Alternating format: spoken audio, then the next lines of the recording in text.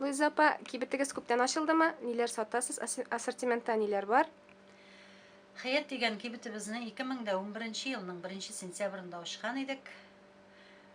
Хәзерге көндә безнең кибетебез хәләл. Безнең ассортиментыбыз бик зур.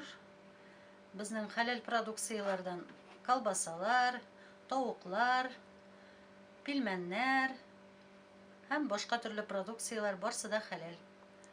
Азнакай халкы сөт, каймак кебек сөт продуктларын да яратып ала икән. Алар кайдан килә? Кайда җитештерелә? Безнең кибетебезгә сөт продукцияларын үзебез алып киләбез.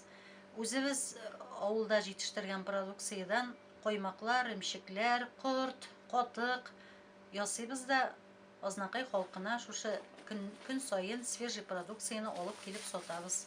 Шират бик тиз бетә ди иртән иртүк, әйме? Дөресме бу? Әйе, безне кибетебезгә килгән вакытта инде 10-15 кеше иртән көтеп торалар. Һәм шират белән продукциябызны шул арада алып та бетерәләр. Хәтта әле безне ачуланалар да, кай арада ачасыз, кай арада сатып та бетерәсез инде ул әйберләрне дип. Әйе. Шулай ук кибеттә Маяк газетасында алу мөмкинлеге бар икән. Әйе, менә без инде хәзер 2нче ел альтернатив пункт булып, Маяк белән берлектә Маяк газетасына язылып эшлибез. Һәм безгә инде шушы үзебезгә йөрүче сатып алучыларыбыз Маяк газетасына язылалар һәм көнендә свежий килеп та алалар. Әйе, свежий сөт, свежий гәҗит алып китәләр инде. Свежий сөт, свежий гәҗитләр һәм башка төрле әйберләребез барсы да свежий. Килегез безгә. Сез кайда урнашкан? Без оптовый базаның кергәчтендә сул якта иң соңгы магазины. Хаят дип язылган төшә. Хаят магазины. Әйе. Рәхмәт, бик зур сән сау эшләгез.